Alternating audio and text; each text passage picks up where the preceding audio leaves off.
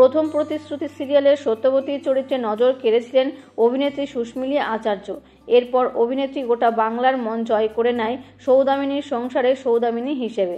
তাকে সর্বশেষ স্টার জলসার রামপ্রসাদ ধারাবাহিকে রামপ্রসাদের স্ত্রী সর্বাণীর ভূমিকায় দর্শকেরা দেখেছিলেন, কিন্তু তারপর থেকে তাকে আর সেইভাবে দেখা মেলেনি। শোনা যাচ্ছে যে নিজেই নাকি সরে গিয়েছেন লাইট ক্যামেরা অ্যাকশনের দুনিয়া থেকে। কিন্তু কেন এমন সিদ্ধান্ত নিলেন এই অভিনেত্রী? বললেন যে আসলে এখন তার পুরো মনোযোগ রয়েছে পড়াশুনোতে। সামনের বছর উচ্চ মাধ্যমিক দেবেন এই নায়িকা। জীববিজ্ঞান নিয়ে পড়াশুনো করছেন তিনি।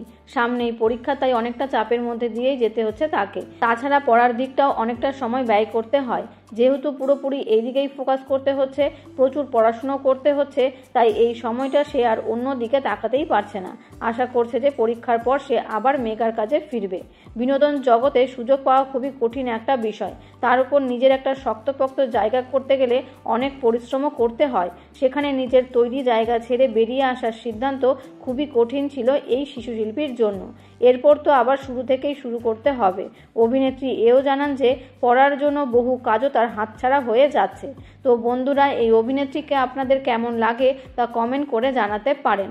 আর এমনই বিনোদন জগতের নিত্য নতুন আপডেট পেতে চ্যানেলটিকে অবশ্যই সাবস্ক্রাইব করবেন। ধন্যবাদ।